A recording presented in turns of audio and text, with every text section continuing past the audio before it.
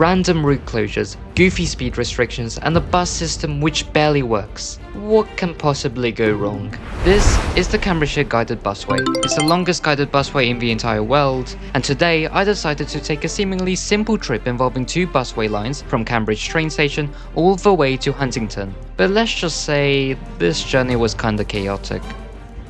Along the way, I'll explain what this busway is, why I'm making this exact journey, and how it's heavily related with trains.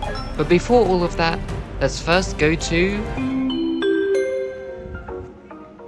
Oh my god, the queue for the toilets at Cambridge train station was so long that I thought I was gonna miss my bus, but thankfully my bus was kind enough to be a couple of minutes late. Our first bus for today is an MCV Evora with a ticket scanner which doesn't work. Anyways, our first objective is to escape Cambridge, but there is unfortunately no segregated busway here, so we're stuck in traffic, and more traffic, and oh wait, we're finally free! Also, the bus stop's in heaven. I don't know why else you'd call a stop Jesus Lane. Although, in Jesus Lane we were met with this.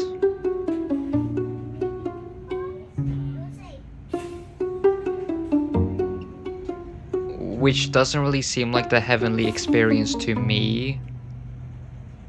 So I kind of feel scammed by that name. I don't know about you.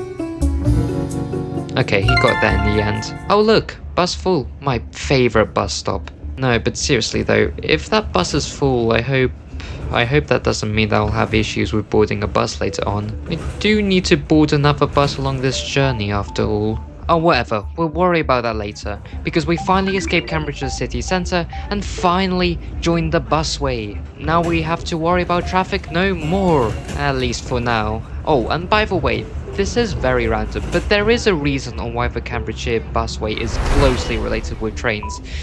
And oh, wait a second. Is that bit of a busway closed? Concerningly, I was not aware of that beforehand. Well, thank God we don't have to go over there.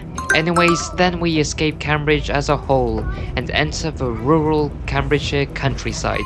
Now we can ultimately find out how fast these buses go. Hang on, is this the max speed of a busway? Well, this kind of feels slow, don't you think?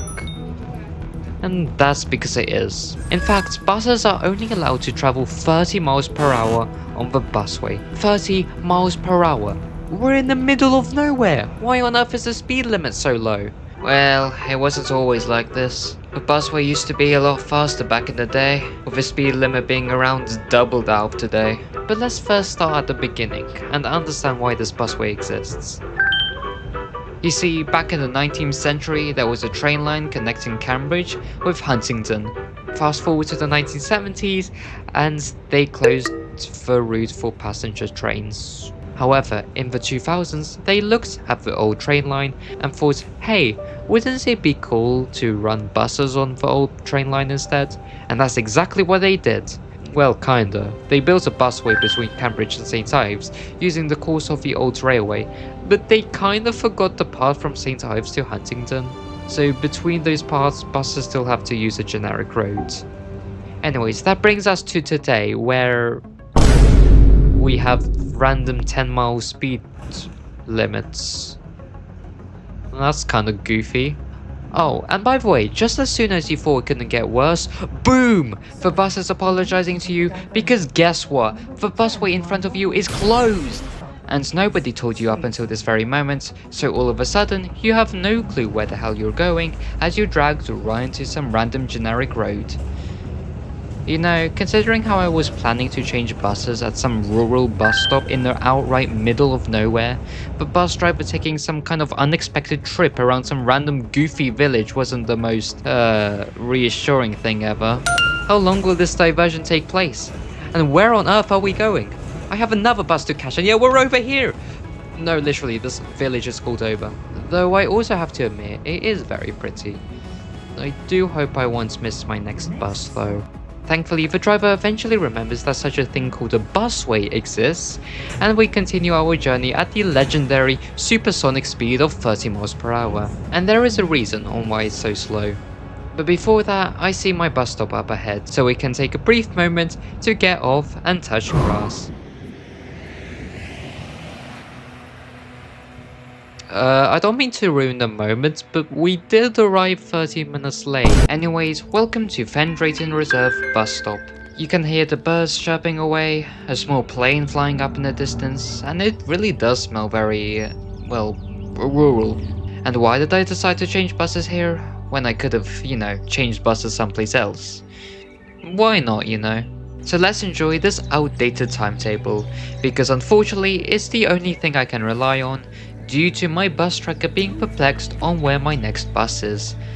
But approximately 8 minutes later, as I was appreciating this legendary poster lying on the ground, I noticed a glimpse of my next bus. Glad my bus actually exists. This time we're lucky enough to have the Enviro 400 XLB, which uniquely has 6 wheels instead of a traditional 4, and we're once again reminded of how slow these buses run. So what's the reason? Well, safety. Safety's the reason. You see, in 2025, they decided to temporarily restrict the speed limit on the busway from approximately 50 miles per hour down to around 30 miles per hour. And the busway will be restricted to 30 miles per hour, whilst safety fences and barriers are installed all around the guided busway. This is why we keep seeing busway closures. They're just too busy installing fences over there. And how long will it approximately take for them to build all the fences? And when will the time come when we can finally go faster than this? Well, I'm sorry to say this, but they aren't planning to finish installing fences until the end of 2026, and they've been working on this project since around October 2025, and that's if they don't have any delays or anything. And would you look at that, we've reached St. Ives, meaning that the busway has concluded. Of course though, we still have to go all the way to Huntingdon using generic roads to truly recreate the old railway which used to run here. I really pray no 6-year-olds go on that bus. Regardless, after a while of traversing rural roads, we at last leave St. Oh, hang on. Okay, why did the bus engine turn off? Is everything okay? I mean, it isn't like we're early or anything. That is just simply not possible for the Cambridgeshire busway. So I don't believe that's the reason for the unexpected wait.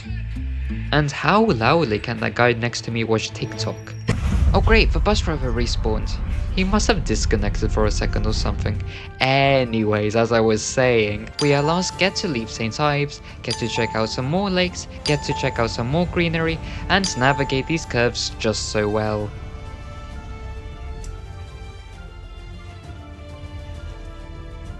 Made in ancient Egypt. No wonder these buses are so unreliable. Anyway, welcome to Huntingdon. Now that we're here, we finally get to see Huntingdon train station. And here it is! Yeah, there's nothing too special about it, except that it is on the East Coast Main Line, a line which connects London with Edinburgh, so that is pretty notable. This is also the location where the old train line I was referring to earlier joins the main line. Clearly, there doesn't seem to be much evidence remaining, if at all, of a railway connecting Cambridge and Huntingdon, but what else can I expect? I'm just thankful that, despite all the road closures and speed restrictions and random unexpected stops and delayed buses and perplexed trackers and broken tickets, that we've somehow, after all of that, made it to the end of the line. Welcome to Hitchingbrook Hospital.